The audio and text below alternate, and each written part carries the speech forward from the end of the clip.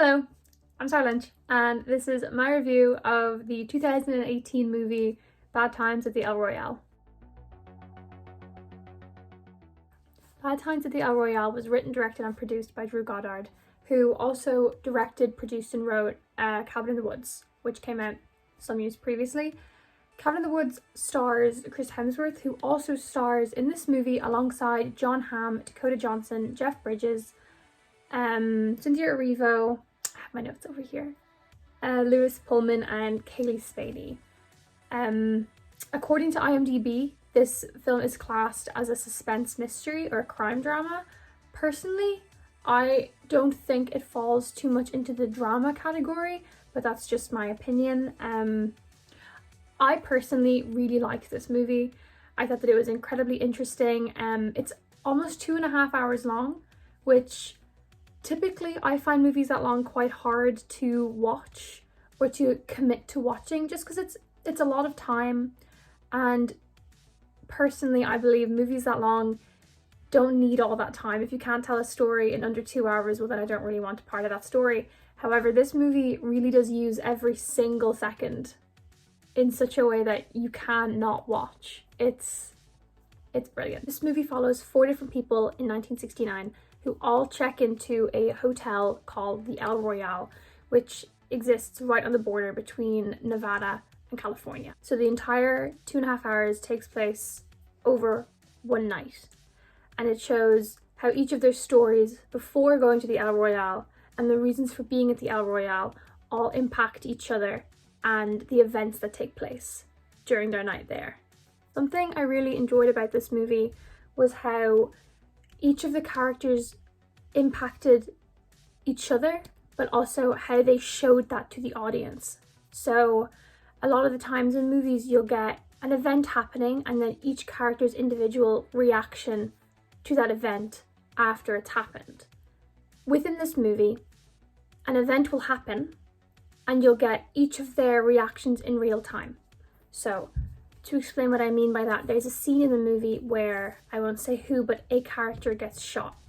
Instead of the character getting shot and then seeing how each character goes about the rest of the night, you see this character get shot 6 different times from 6 different perspectives. So while our time has passed, you see the exact same moment in time from 6 different perspectives, which I thought was a really interesting way of showing like the emotion that someone can have towards that, or show how this impacted each of their lives. Even though it was just one moment, you get to see each immediate reaction, and it was just, it's something I hadn't really seen before in movies, and it really like kept my attention. Another reason I really liked this movie is because it takes the idea of a good person and a bad person, an antagonist and a protagonist, and sort of throws it out the window. Because while watching this, there is very obviously like a good person in it, but none of them are good people.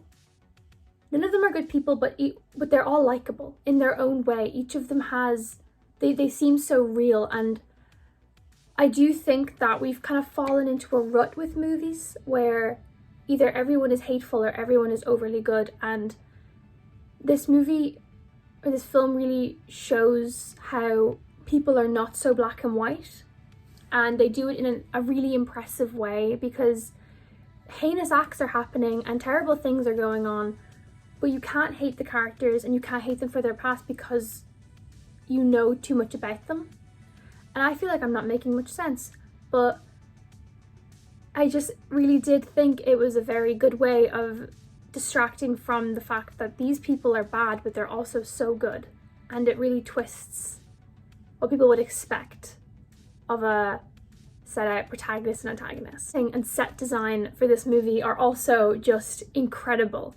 The way it's lit and the way it's colored is so well done. They have a split right down the middle of the hotel to show which side is in Nevada and which side is in California.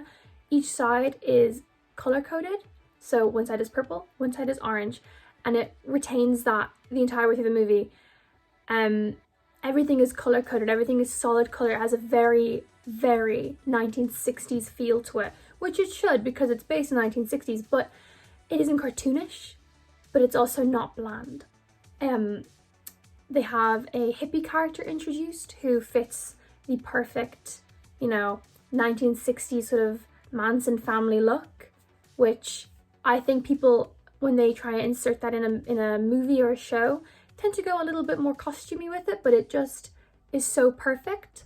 It fits so well. He's wearing the linen shirts, and all of his little followers have their hair long and all the white outfits.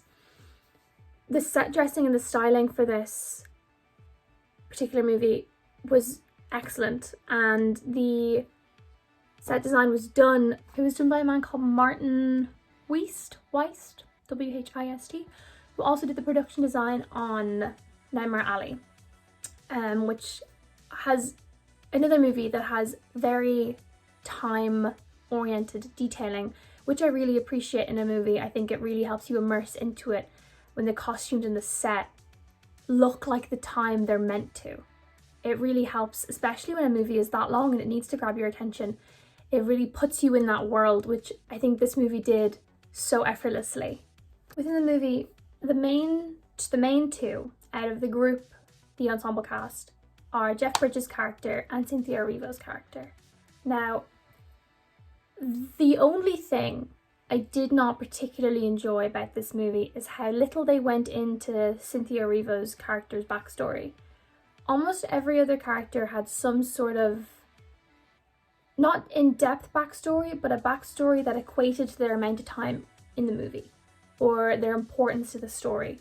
Cynthia Erivo's character is incredibly important to the story. She is, I would argue, the star. She is the female lead out of the other women in the cast. And her story is the one that I feel was delved in the least in comparison to her time on screen. Now, there could be other reasons for this, but I just think it was quite an oversight because, again, it was a very long movie, but I do think we didn't need as much backstory into Kaylee Spaney and Dakota Johnson's characters because they were not as big a parts in the movie, in my opinion. Cynthia Erivo's character is a singer, and there was only one flashback scene to her past, and that was the only real explanation.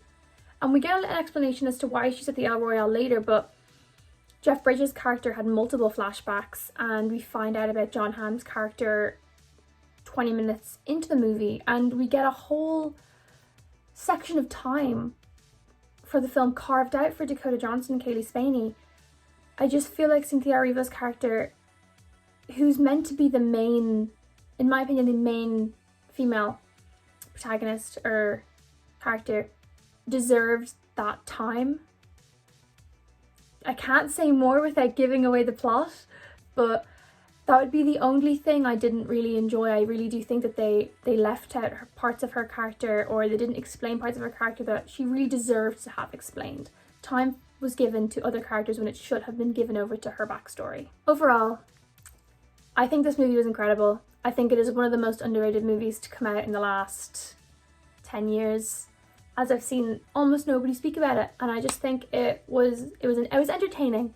It was action-packed. It kept your attention, like you don't even feel the hours passing. It's one of those movies that just really locks you in, and whether that's because of the storyline of the characters or the in-depth production design and costuming, I do think everyone should watch this. It has something for everyone. It has action, and it has friendship, and this sort of odd found family dynamic at one point. It hits everything. It's one of the best movies I've seen in a long time, and I do genuinely think everyone should take the time to watch it, as it is also one of those movies that is just entertaining, and sometimes all you want to be is entertained, and this movie really, really does that. It really does entertain. I also think if you liked movies like Last Night in Soho or Knives Out, movies that have big casts that really put you in the time period and have genuinely good suspense and a solid storyline, I really think you'd enjoy this movie. So, hope you enjoyed this movie review. Bye.